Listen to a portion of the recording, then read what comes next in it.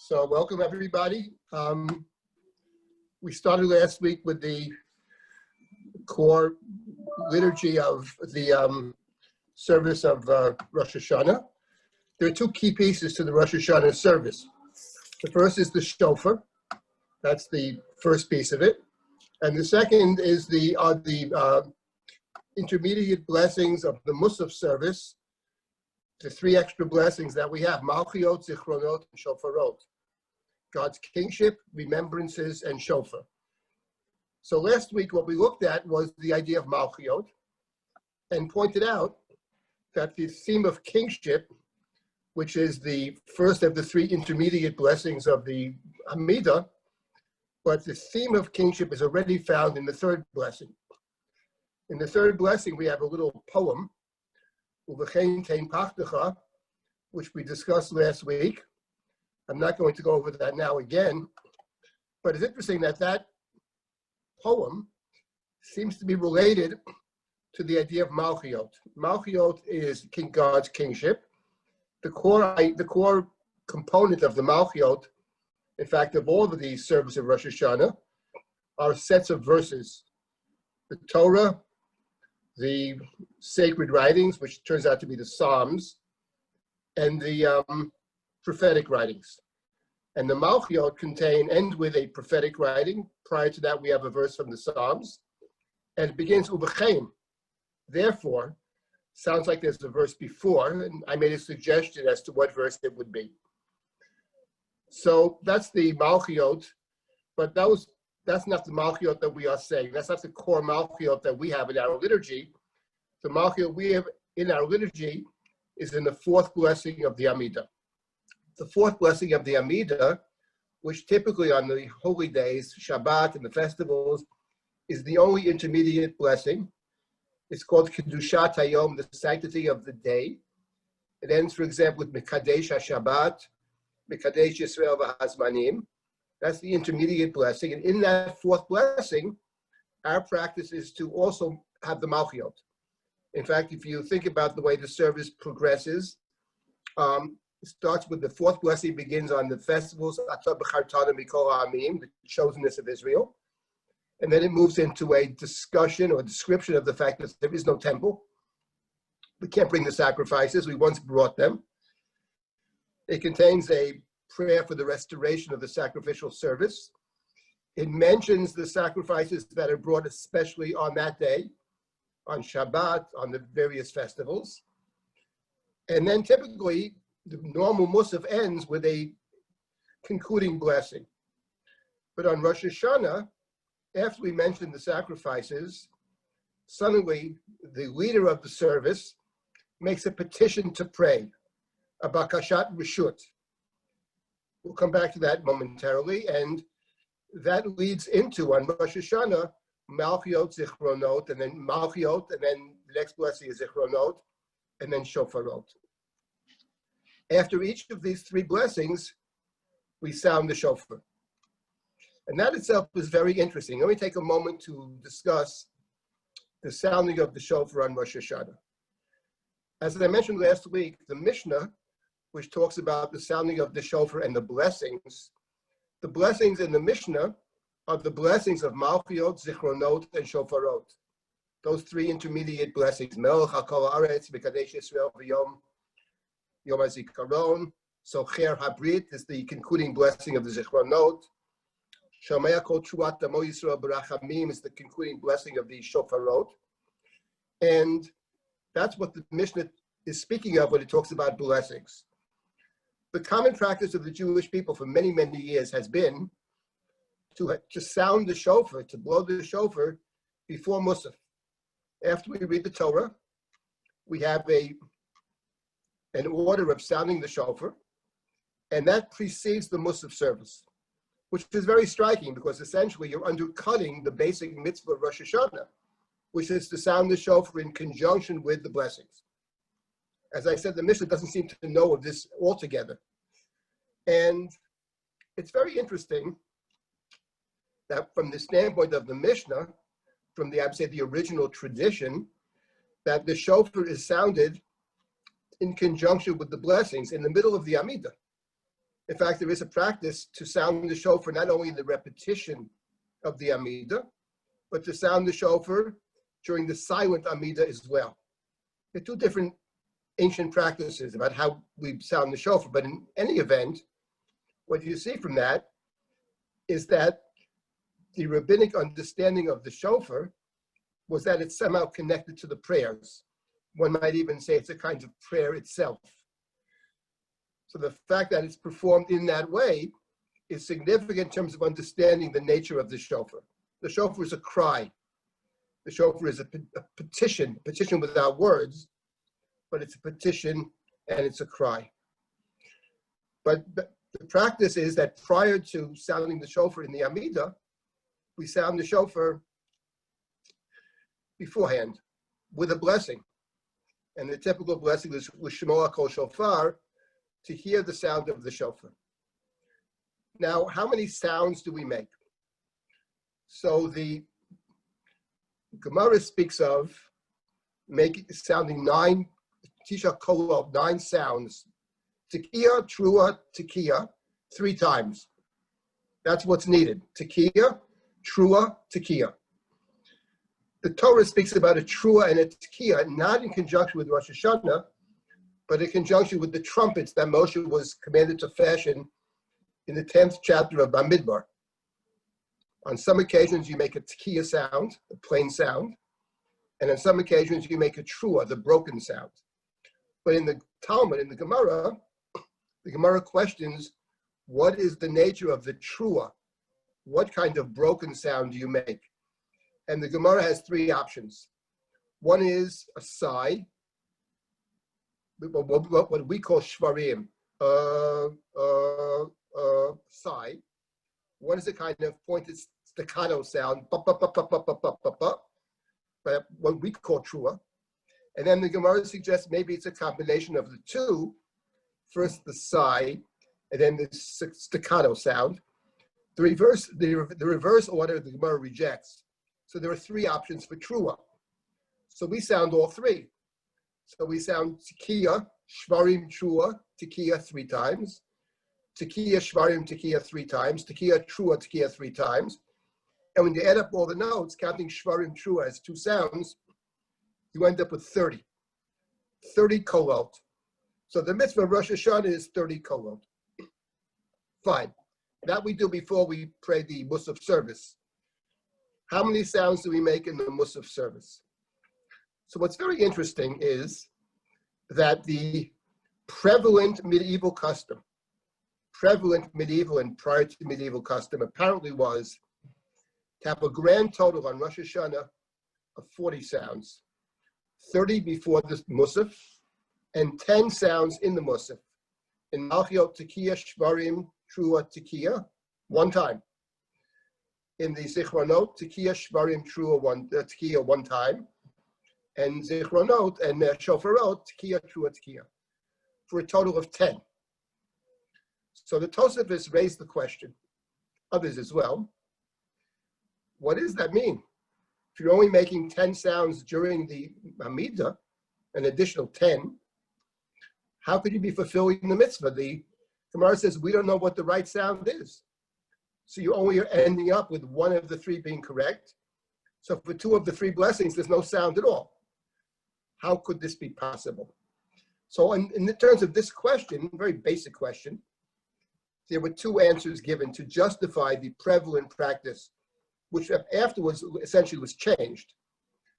But the justification was in 1 of 2 directions. Either the suggestion, which is found already in the Gaonic times, that actually it's not a genuine suffix in the sense that one is kosher and one is not. They're all kosher. All the sounds are kosher. The question is, what is optimal? What's the best way to do it? But actually, all the sounds are valid. So you have 3, 3, and 3. So since we already blew the shofar beforehand, it suffices to just do 10. That's one answer. The second approach was to say no. That actually, from the standpoint of the shofar, you could not fulfill the mitzvah, but the mitzvah we have already fulfilled. And the sounding of the shofar in the prayer service has less to do with fulfilling the mitzvah of shofar, qua shofar, but has more to do with sounding the shofar in conjunction with our prayers.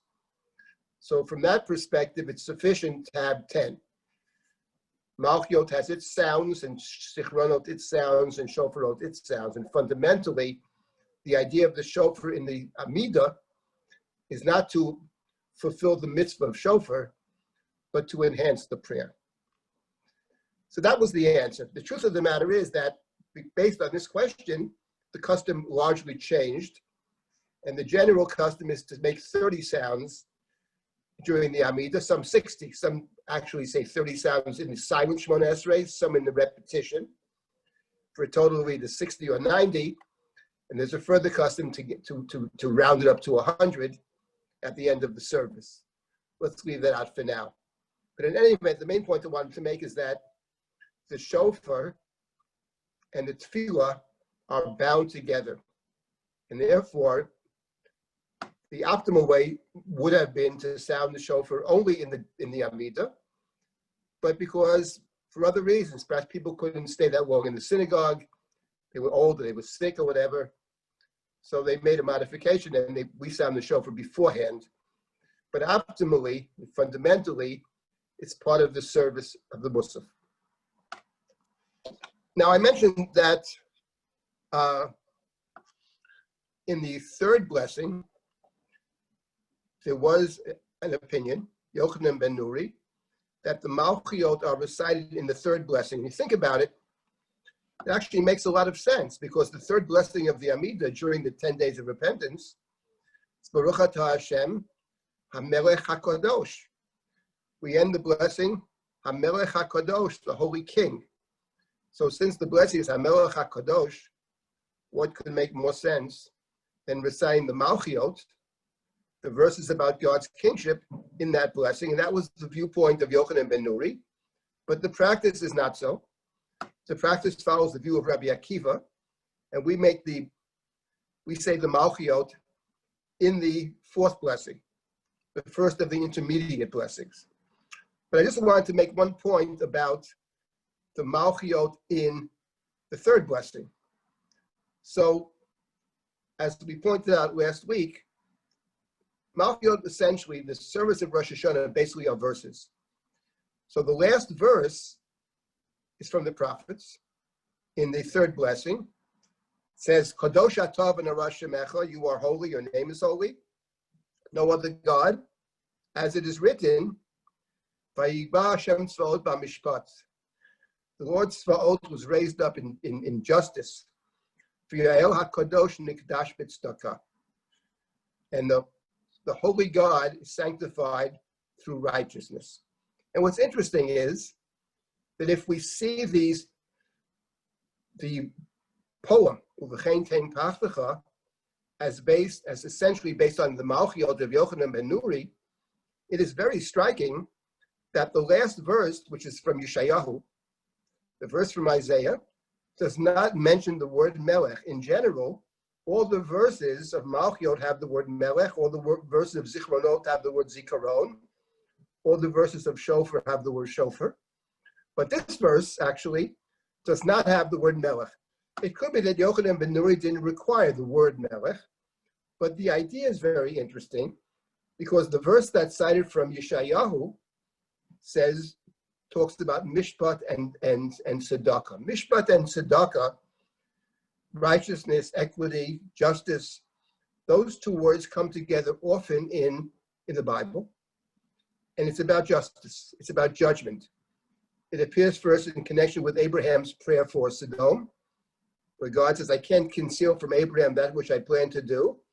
I know he commands his household to follow him. La'asot tzedakah mishpat. King David is extolled in the 8th chapter of the 2nd Samuel.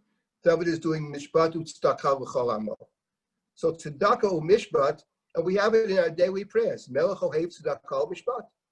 We speak about the God who loves, Melech ohev, the king, who loves the performance of tzedakah and mishpat. So Yochanan ben Nuri, actually, if it's based on Yochanan ben Nuri, is very interesting, because the last verse, though it doesn't say the word Melech, does speak about tzedakah and mishpat, and suggests that the role of the king on Rosh Hashana, one of, if not the primary role, is to do justice, in fact, to be a judge. We speak of Rosh Hashana as the Yom Hadin, the day of judgment. We'll come to that in a few minutes. So it is appropriate, the last verse, then one could say leads in for Yochanan ben Nui to the next section of Zichronot, which we don't have in Zichronot. But we do have our Zichronot, which we'll come to momentarily. Let me now just say a couple of words about the Malchiyot that we say in the fourth blessing. So prior to the Malchiyot, the way it works, if you have it, you'll see this for yourselves, that we begin with the standard motifs of the festival, which essentially is about the sacrifices that we don't bring. And we mention the sacrifices that are brought, especially on that day, the musaf, the extra. The extra sacrifices brought on the sacred day. Shabbat has its own, the festivals have their own. Rosh Hashana has its own. And we mentioned that first. And then, in the repetition of the Amida, you see that in the Ashkenazic repetition, we have essentially the Chazan makes a request to pray. It's actually very interesting that in the standard Ashkenazic Machzor, the Chazan makes two requests to pray. Very strange. The first one, the first request to pray of the Chazan, it begins with the words, the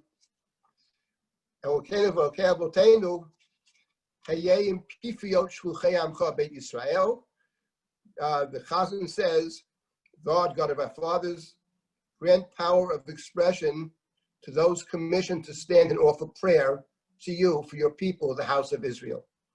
It's a rather long paragraph, and that's followed by a shorter paragraph, which begins with the words, Ochilo la'el achaleh fanav. A short paragraph. Ochilo la'el, I believe in God, I petition God, pray to God, achaleh fanav, I beseech God's face, and I ask from God, Maneh Lashon, please give me the right words, help me pray. The Chazan is talking, requesting permission to pray. There's a set of verses, a few verses. The last two verses, the Chazan we have in this little prayer, Ochila, is Hashem Svatai Tiftach Ufi Agiti Latecha. And the last verse, Yula Ratzon Refi, the Egyon Libilu Fanecha Hashem Tzulivado Ali. The penultimate verse is open my mouth, open my lips, let me speak your praises. And the last verse, may the words and my meditation of my heart please you, God, my stronghold, my Savior. Now, those two verses, of course, are the verses that are recited before every Amida. Hashem Svatai Tiftach is the beginning of the Amida, the silent prayer. And Yula Ratzon Refi is the conclusion. It's what we say after we make the last blessing of the Amida. So it's very interesting that over here, as the Chazan is about to recite the Malchiyot, and then the Zichronot and the Shofarot, the request for prayer is framed, one might say, by the standard verses that we say before and after our prayer service. Of course, the last verse, Yu Ratzon and Refi, can both mean, may the words that I said already be acceptable. They can also say, and probably mean in the plain meaning of it, may the words that I am about to say be acceptable before you. Mean either one. So here we have a request to pray. Actually, we have two requests to pray. So let me start with the question, why do we have two requests to pray? Why isn't one request sufficient? And actually, somebody said to me, has said for many years, maybe we should eliminate, when Midrash had its own minyan in New York, let's eliminate the first request. Why have duplication? Well, it's a good question. But actually, when you look at the prayers, the requests, they're not really duplication, they're different. Because the first one, in that request, the key idea is that the Chazan says, I am praying for your people. Please, God, have mercy upon us.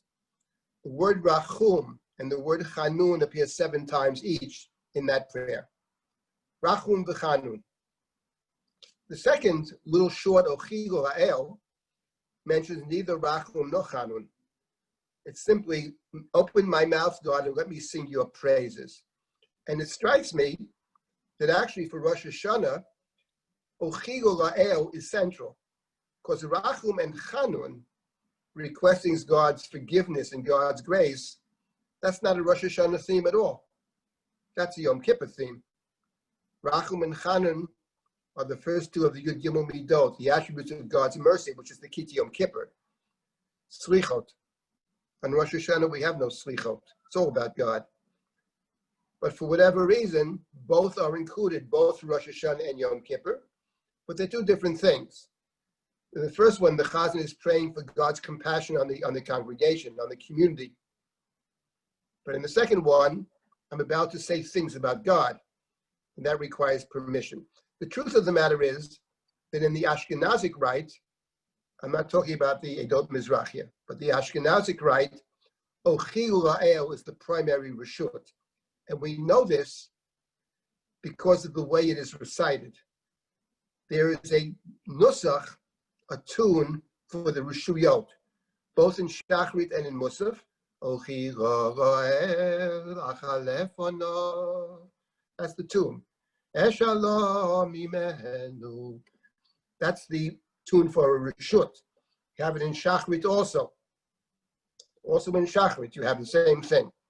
There in Shachrit, the Chazan asked permission to pray in the first blessing of the Amida. But in the Musaf, the Chazan asked permission to pray in the middle of the service, both on Rosh Hashanah and Yom Kippur. The Chazan is davening for an hour, maybe an hour and a half with all the piyutim, and suddenly asking permission.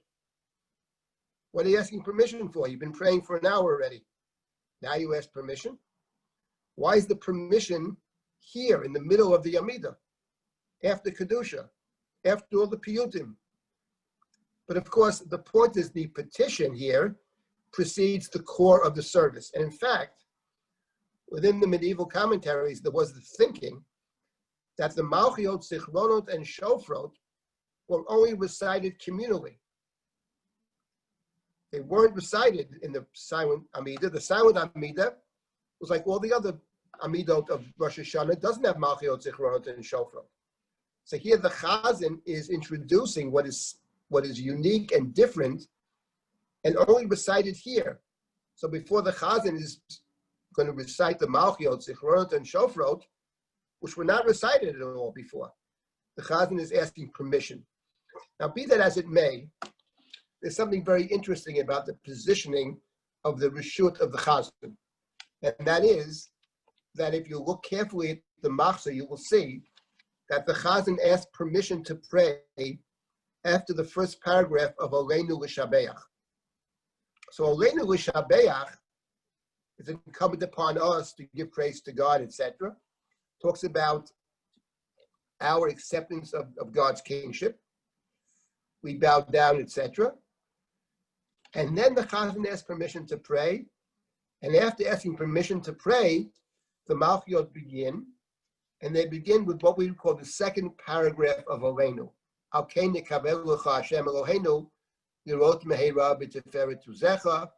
We hope, therefore, God, to behold your majestic glory. And it speaks about all idolatry being banished from the world, all human beings, the simple people, the wicked people, the leadership, acceptance of God. That's the beginning of Malchiyot. Aleinu, the first paragraph, is an introduction, precedes Malchiyot. So I just wanted to say something about this particular interesting piece of the structure. And that is that, as I have mentioned previously, the Malchiyot consist of a set of verses, 3 from the Torah, 3 from the Psalms, 3 from the prophetic writings, and the 10th verse is from the Torah. 3, 3, 3, and 1. Now the 10th verse, which is from the Torah, is the same structure applies in Malchiyot, Zichronot, and Shofarot. But what's interesting is that the 10th verse is different from the first 9, because it's not 4 from the Torah and then 3 and 3. It's 3, 3, 3, and 1. And if you look carefully at the Machzor, you'll see that the 10th verse in the Zichronot and the Shofarot, in those two blessings, is embedded in part 2 of Malchiyot, Zichronot and Shofarot, which is a request. The first 9, the bulk of the Malchiyot, Zichronot and Shofarot are statements about God. They may have implications for us, but they're statements about God. But the end of the Malchiyot, Zichronot and Shofarot is a straight-up request. In Malchiyot, Molocha Kol Olam Klo B'Chvod God, reign over the world. God, in Zichron, remember us for good. Redeem us. In Shofarot, sound the great Chauffeur of redemption. These are requests. So in Zichronot and Shofarot, the 10th verse is embedded in the request. But in Malchiyot, that's not true. In Malchiyot, the 10th verse precedes the request. And what is the 10th verse of Malchiyot? So it's not a verse that has the word Melech in it. But the idea of acceptance of God's kingship is, of course, connected to it. V'toratcha katuv le'mar, Shema Yisrael Hashem Elokeinu Hashem Echad. It's the Shema, what the Mishnah called Kabbalat O Malchut Shamayim. And the Shema Yisrael precedes, what continues right after the Shema is Elokeinu Elokei Avotenu Melocha Kol Ha'olam Kulo B'Chvodecha. So the point, I think, is that we are asking, the prayer is Melocha Kol Ha'olam Kulo B'Chvodecha, that God should reign over the whole world. The word Kol is a word that appears over and over again. Olam Kulo. Kol Ha'olam Kulo B'Chvodecha. Hinaseh Kol Ha'aretz. Chauffeur al Kol Yoshvei Tevei Ratzecha. Yedak Kol Pul Ki Ato Piato. Yavin Kol Yotzur Ki Ato Yitzarto. Yom HaKol Hashem Neshama Bi'apo. Over and over. The emphasis on the universal idea of Rosh Hashana, the acceptance of everybody, of God's kingship. God reign over the world. We ask God to impose it, perhaps, God's will on the world, or we pray that people will come to accept God. But before we can pray for the whole world, we're asking God to reign over the whole world. It would be inappropriate to do that if we first didn't say, God, reign over me. So that's the Shema Yisrael. So Shema Yisrael precedes the request. Unlike the Zichronot and Shofarot, it's in the middle. But in the case of the Malchiyot, it precedes it. It's part of it's connected to what follows, of course, as the 10th verse is connected to the request. But in this case, you can't wait to start your request and embed the Shema within it. That would be inappropriate. First, I accept for myself. First, I accept my responsibility. Then I can pray that others will accept their responsibility. So let me make one last thought about the Malchiyot. There's a lot more here. Then we'll move to Zichronot, to begin it at least. And I'll stop to take any comments or questions. The order of the verses is the following: 3 from the Torah, 3 from the Ketuvim, which are called in the liturgy Divrei Kodshecha, your holy words. That refers to the Ketuvim. And in the verses, all the verses in the Musaf are from the Psalms. And the last part is the Nevi'im. Torah, Ketuvim, Nevi'im. And the 10th verse is from the Torah. We speak typically of Tanakh, Torah, Nevi'im, Ketuvim. We see the Nevi'im as of a higher order than the Ketuvim. That's clear in the tradition. The Nevi'im have a higher order, perhaps a higher sanctity than the Ketuvim. And yet in the service of Rosh Hashana, it's Torah, Ketuvim, Nevi'im. Why isn't it Torah, Nevi'im, Ketuvim? Why is the order different? And I believe the order is different because in the Nevi'im, the verses from the prophetic verses, we want the prophetic verses to be at the end. Because the prophetic verses actually speak typically about the future, envision a different kind of world. And we always want to end our readings from the Torah, from the Haftorah, our prayers. We want to always end on an optimistic note. I would say Judaism, I don't like to make these generalizations, but I think it's an optimistic religion in the sense it believes there is hope. There's light at the end of the tunnel. The tunnel may be very long, but there's light at the end of the tunnel. So we end with the Nevi'im. We end with the prophetic writings. And I was thinking, small digression, that actually we have a similar thing on what probably is the central Jewish ritual, which of course is the Seder, becoming a people. And at the Seder, we read 4 verses from the Torah, and V'doresh kol ha'parsha kula, we have drashot.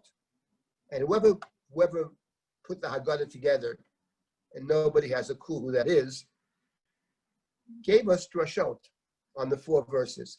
And it's interesting, on the 4 verses, the drashot typically cite other verses from the Bible. In the 2nd and 3rd verses, all the citations are from the Torah. But in the 1st and 4th verse at the Seder, Aram Yoved Avi, and Vayotzienu Hashem Mitzrayim, it's interesting that the last Midrashic citation, the last verse that is cited, both in the 1st verse of the set of verses of the Seder, and the 4th, the last, are from the prophetic writings. Varav, Goy Gadol Atzum Varav is the 1st verse, Varav, as it is written, and the citation from Yechezkel, Revava Ketzemach Hasaden Tatich. And the last of all of them, the 4th verse, God took us out of Egypt. Uvaotot uvmoftim ze Adam. Moftim, the wonders referred to blood. And the verse that's cited from the book of Joel. Dam va'esh v'timrot ashan. So we are ending the set of drashot that the Baal Haggadah generously handed us, the end of the 1st verse and the end of the 4th verse, the last verse, is from the prophetic writings, which suggests that unlike what many people may have said and written, they have composed a ritual for us. They're not just citations of verses. There's a ritual ordering over here. As we typically have, we end with the prophetic writings, because the prophetic writings are all about hope, seeing a brighter future. So that's the order, Torah, Ketuvim, Nevi'im. I have one last thought about the Malchiyot, then I'll take questions or comments, and that is that the blessing of Malchiyot, after we ask God to reign over the whole world, and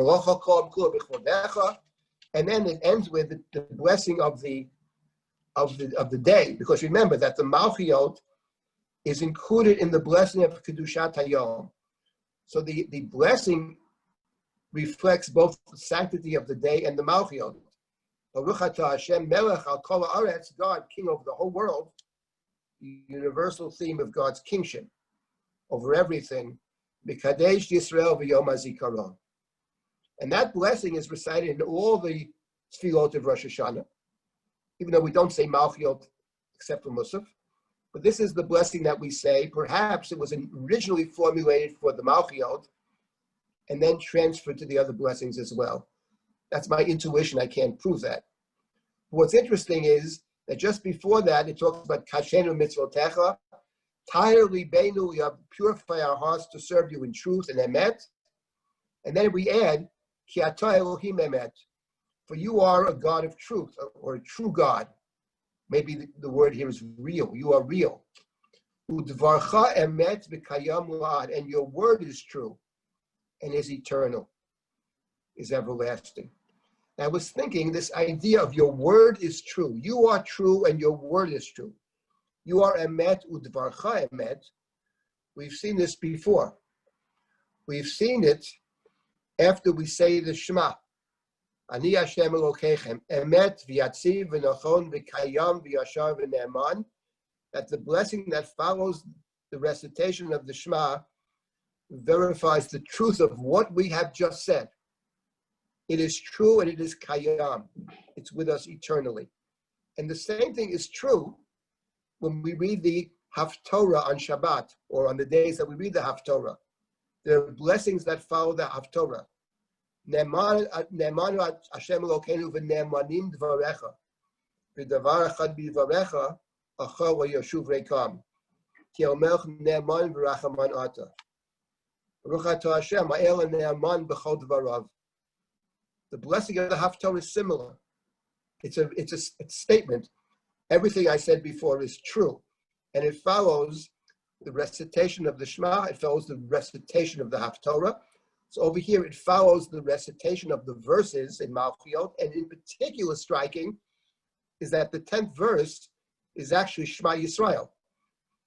So the Shema Yisrael was put in here, not just they couldn't find the verse where the verse Melech put in the Shema, they could have done it other ways. They choose to put the Shema in. At the end of the Shema, which is the concluding verse of the 10 verses, we make testimony, we testify. It's true, Emet. Hashem Elokeichem Emet. The word Emet is not part of the Shema, but we read it as if it is part of the Shema. V'yatziv v'nachon v'kayam v'yashar v'ne'eman. It's Kayam, it's Ne'eman. So it's very striking. And from here, I think this is perhaps where it initiates, and this theme then becomes reflected in other parts of our liturgy and our practice. Okay, I'll stop here for a moment. Does anybody have any comments or questions? If not, I'll just continue. Okay, I can continue. And if anybody has a comment, they can post it in the chat. Or they can, or unmute and speak up. And they'll be at the end, I'll also give an opportunity. Do we want to say something? Do we need the Kol Nidre in order to justify what we did before? Because if we don't believe, what was the point of the prayer? That's a very good question. That is an excellent question. It's a good question. Why do we feel the necessity to justify our belief? If you believe, you believe, and if you don't, you don't. I would say that I presume that it's the assumption is that the one who is making the blessing does in fact believe in what has been spoken. Of course, a lot of these ideas, you can believe in the validity of the Torah. We can have a dispute about exactly what is Torah, but that's a different question. But let me respond I'm not sure this is a good answer to your question, which is an important question. But let me make a point about Rosh Hashana, specifically Rosh Hashana, actually. I would say that it's fair to say that we don't typically in our liturgy have statements of faith as the central piece of the liturgy.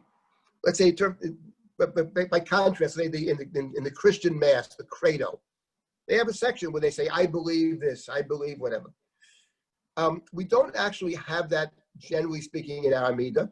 There is one place where the rabbinic tradition emphasized something, and they seem to be pushing it as a matter of faith, because it's not clear from the Torah that it actually exists, which is resurrection. Tchiyat HaMetim, that's included in the second blessing. It doesn't say you have to believe it. It says, you are faithful. You will, in fact, resurrect the dead. But it's not highlighted typically as a matter of faith. But I would say that on Rosh Hashana, the Malchiyot, Zichronot, and Shofarot, these three blessings, Malchiyot talks of God's kingship.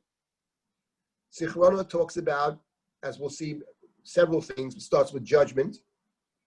And Chauffeur talks about revelation. That's what they refer to in this service. And these, one could say, are the three basic tenets. If there are basic tenets of Judaism, one is that there is a higher authority, that God, however we define God, exists. Many years ago, Drisha ran a program. We had three speakers about God. What is God? Who is God? It was very interesting that the three speakers, I won't get into that now, has three wildly different conceptions of what a God is. And I suspect if you got 20 speakers, you get 20 different conceptions. But in any event, there is a power above us. There's a just God.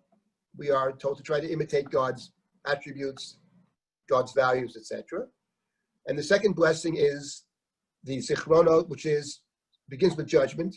I would say accountability, that what we do matters in this world. We are held accountable for our actions. And the third, revelation, that you can find sanctity and holiness in this world, which is often a very dark world. There are sparks of divinity. Maybe we can create holy spaces. Yosef Albo has a book called Sefer Ikarim. He talks about Maimonides had 13 attributes of faith, 13 principles of faith. Albo has 3, and these are the 3. He says one is God, second is accountability, Sachar Va'onesh, third is revelation, which he calls Torah. Torah is a revelation, and there are others. And he says, and these are the 3 blessings of the Rosh Hashana service. And I thought of something very interesting in terms of these, in terms of your question about belief, which is that on Rosh Hashana and Yom Kippur, we are adding a lot of poems. Even though piyutim in general, a great number of serious Jews over the centuries were not enthusiastic about the recitation of piyutim, but on Rosh Hashana Yom Kippur, we have many piyutim. The piyutim are typically recited, for the most part, in the 3rd blessing of the Amida, where we say Kedusha. They typically surround the Kedusha. There's also a Kedusha in the blessings of the Shema, in the 1st blessing of Shema. There's some piyutim there as well, but the large majority are found before Kedusha. With one exception, there's one poem that is recited, leaving Yochanan ben Nuri out, the Malchiyot, but there's a poem that's recited after Kedusha. And that poem keeps repeating the word Hakol Ma'aminim. Everybody believes. I always wonder about everybody believes. Because not everybody believes anything, but that's the form that it takes, Hakol Ma'aminim. I was wondering, Hakol Ma'aminim, why is Hakol Ma'aminim recited after Kedusha? All the other poems, the Sanet Tokef, Asherei Mosecha, Kel Orech Din, you name it, are before Kedusha. So I was thinking that Hakol Ma'aminim, we believe, is an introduction to Malchiyot, Zichronot and Shofarot. We say one day in the year, 2 days in the year, there are certain core beliefs, that principles that guide us. Now, good people can disagree. What is God, etc. All of these are open-ended in the sense there's no one path. There are many paths. But there are core ideas. Human responsibility, accountability is a core Jewish idea. What we do being important, not just what we think or believe, but what we do matters, is a core idea. We're held responsible. That the world is a place that can be holy. That we can find sacred spaces. We can create sacred spaces. That there's a Torah that guides us. There's a revelation that guides us. That God is interested in what we do. That's core to Judaism, I think. And in Rosh Hashana, unlike any other day of the year, we are underscoring that. So it's good to remind us, even when you believe something and know it to be true, or think it's true, it's good to remind ourselves very often about sort of the basics. And that's a part of what Rosh Hashana is about, is reminding ourselves of the basics. I think there's more to say about this. Thank you for the question, but I will just leave it at that. Okay, let me just continue. 1 hour goes very quickly. So let me start with the next section, which is Zichronot. Zichronot, we just sound the Chauffeur, of course, and Zichronot has 3 themes. We're not going to get to everything here. Let me begin the Zichronot. Begins with Atah Zocher Ma'aseh Olam Ufokei Kol Yitzurei Kedem. These texts, by the way, are ancient. The Talmud already speaks of them. It's Kiyatu de Beirav.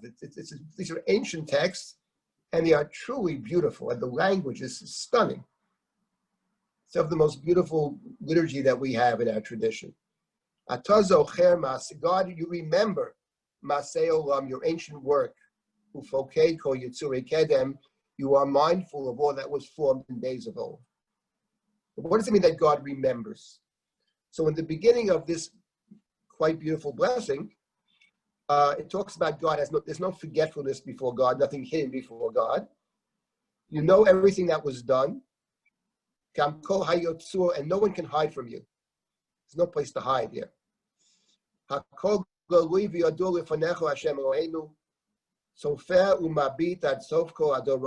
also looks into the future. You can see the future and the past. You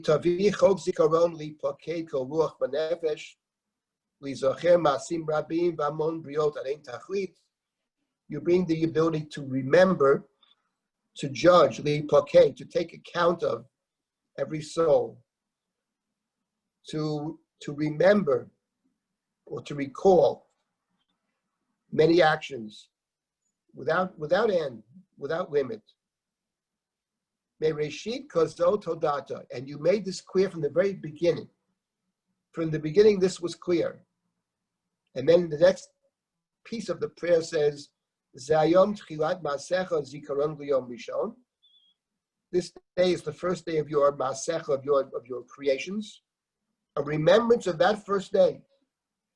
Ki choku Yisrael hu mishpat Elohei Yaakov. It is an ordinance for Israel, a statute for Jacob. What is that referring to? What does it mean to say that from the very beginning of time this was clear?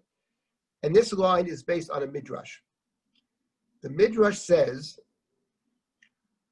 that we know the story of creation, Adam and Eve. The Midrash says that on that day, which is the sixth day of creation, the day the human being was created, says the Midrash, is the day that Adam sinned. The sin of Adam and Eve took place on that first day of creation, first day of their creation, the sixth day of creation. The Talmud says that the world was created on the 25th day of Elul. The sixth day of creation is the first day of Tishrei. And the Midrash says that on the day that Adam sinned, Adam was judged. That whole story, the Garden of Eden, God walking in the garden, calling out, Adam, Adam, where are you? Where are you? And there's a judgment. The judgment takes place on the day of creation, and the day of creation, midrashically, is Rosh Hashana. So Rosh Hashana, from the beginning of time, was a day of judgment. And we, says the author of this prayer, the liturgy says to us, that we accept upon ourselves the judgment. We enter willingly into judgment, and that this judgment is deeply connected to the creation narrative. Ki choku Yisrael hu mishpat Elohei Yaakov. Now, we don't have time today, and if we'll get to this, but this is a midrashic reading of a verse in the Psalms as well. But that's the idea. The idea of Rosh Hashanah is, it starts with a day of judgment, Yom Hadin, and the continuation makes that clear. Concerning nations, it's also the case. Which nation will be successful? Ezel HaShalom, which will have peace. Ezel HaRav, which will have famine. Ezel HaSova, there'll be plenty of food. Individuals are judged. There's a double judgment. There's a judgment of nations, of the human collective, and there's a judgment of individuals. And if you think about it, it makes perfect sense, because Adam is both a person, but Adam, is humanity. The judgment of Adam and Eve were judgments of people, but they're judgments of all humanity. So it goes back to that first day. The day of Rosh Hashanah is a day of judgment. And the judgment, and this is the point about the judgment, the remembrance of every yotzur, of every created being, comes before you. The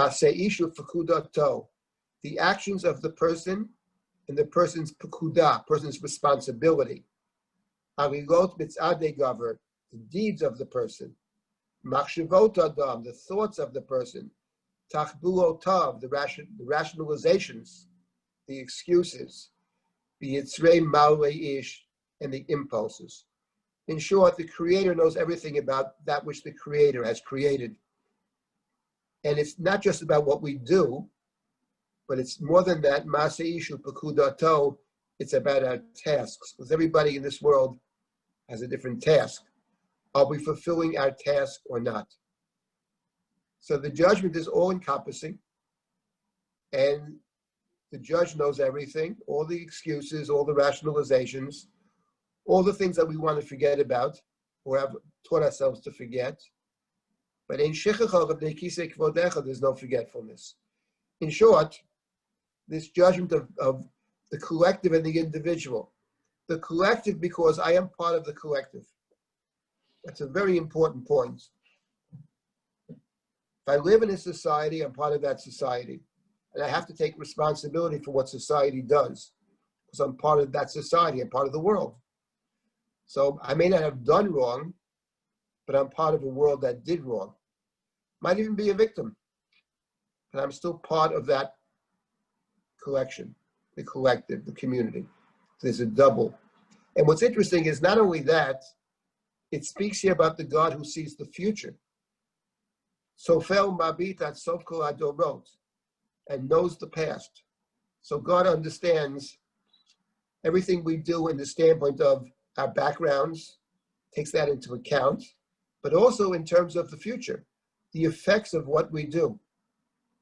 Because the actions that we do have effects even after we die.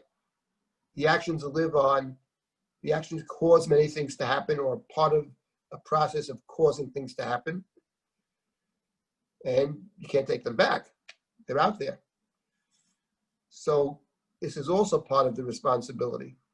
Who knows what effects of our actions are? God knows. We can't possibly know that. In short, when you read this, it sounds pretty hopeless.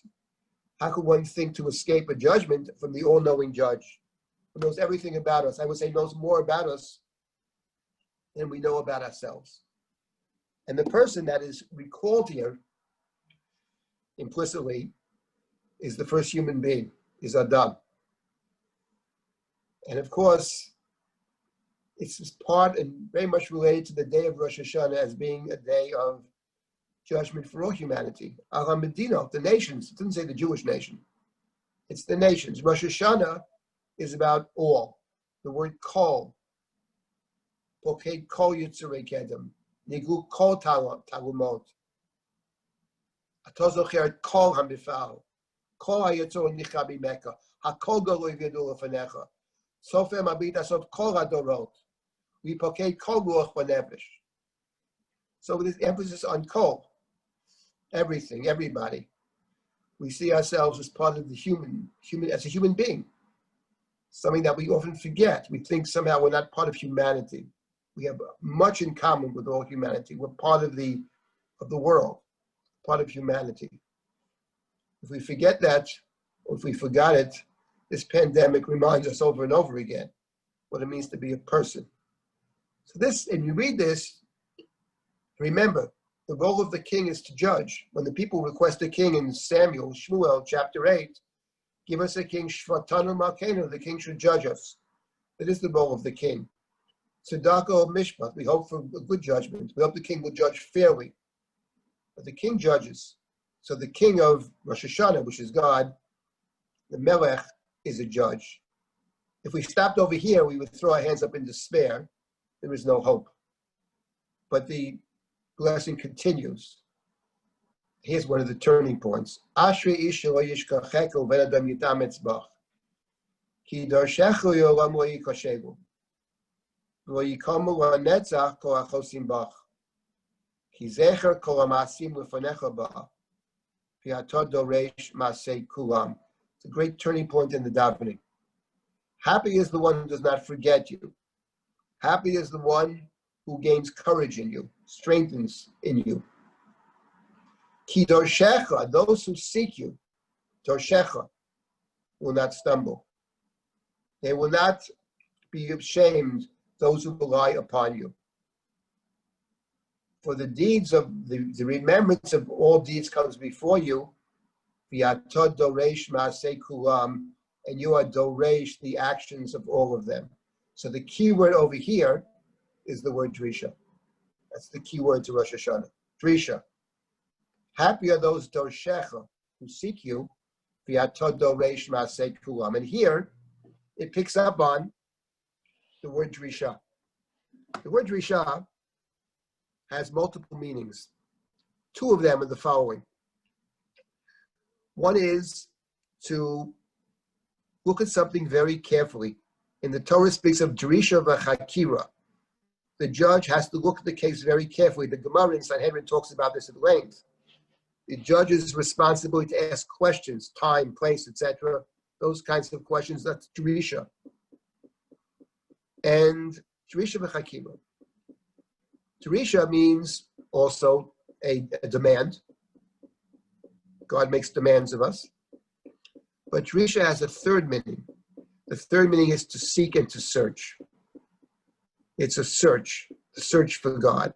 And over here, the prayer plays with the word Drisha. Because, yes, God is the judge who knows everything. Impossible to escape the guilty verdict. Impossible. But happy are those who don't forget God. God never forgets. But happy are those who don't forget God. Ashri shloish kacheka, torshechu, those who seek you out will not stumble. That is to say, those who seek God out, who make the attempt, the honest attempt to find God, they will not stumble. And then we say about God, God knows everything. God, the remembrance of all these comes. V'atod doresh ma'aseh kulam has a double meaning now. One is you judge, you look carefully at it, but v'atod doresh has a different meaning. You seek them out.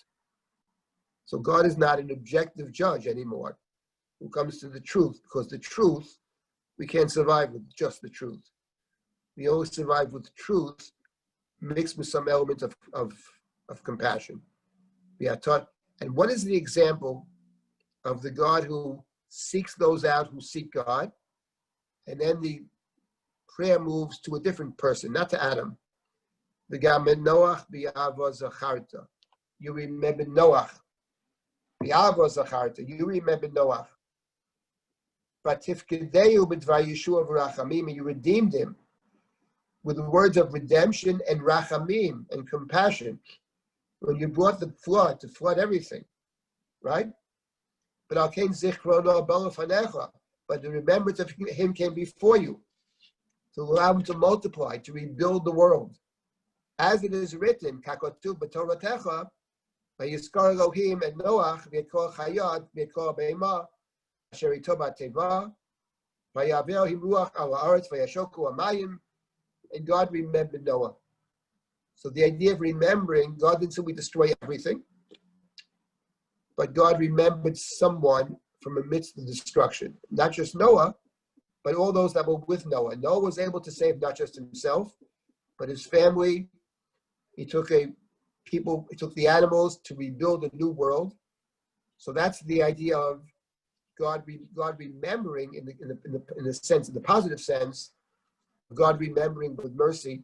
But of course, Noach is described in the Torah as an Ish Tzaddik. He's a righteous person, a Tamim. He's an honest, righteous, good person. He walks with God. So such a person, God will treat that person differently. Not the objective truth. The objective truth, no one survives. But God treats that person differently. So Noah is able to save himself and others. And that's the first of the verses from the Torah. But we know we need two more verses from the Torah. So the following two verses from the Torah do not speak of Noah. I'll take 2 more minutes.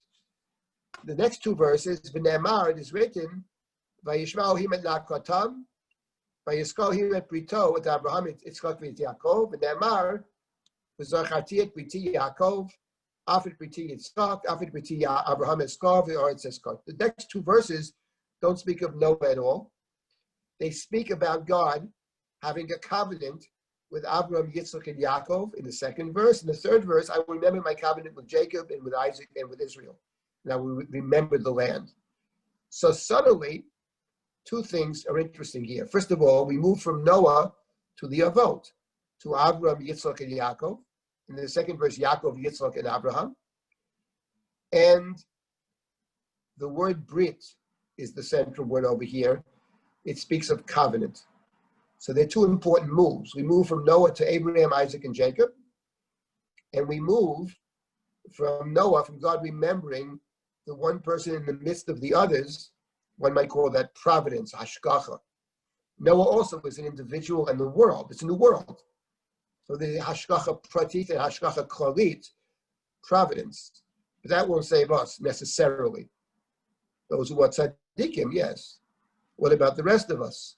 So now we move to another theme, which is the core theme of Zichronot, and that's the theme of covenant. So next week, I did want to start with Yom Kippur, and maybe I'll say a few words about the covenant, which is related to both Rosh Hashana and Yom Kippur. And here we have Adam and Noah, and then we have Abraham, Isaac, and Jacob. And briefly next week, I want to talk about the fact, although we have Abraham, Isaac, and Jacob in the liturgy, the key person is Abraham. Abraham is the hero of the liturgy of Rosh Hashana. When it comes to the Torah readings of Rosh Hashana, it's interesting, it's a focus on the women. It's Sarah, it's Chana, and it's Rachel. That's different. But in the liturgy, it's the Avot and primarily Abraham. So we'll see a little bit about this next week, and then we'll move right into Yom Kippur and 2 sessions on Yom Kippur. Okay, if there are any comments or questions now, I'll take them briefly. Sarah? The chat, so if anyone wants to unmute and say something or put it in the chat now, here's your moment. No questions, just wonderful. Thank you. Hello? Someone just said thank you. They didn't have a question, but they said thank you. Okay then, very good. So we'll continue next week. We will continue next time.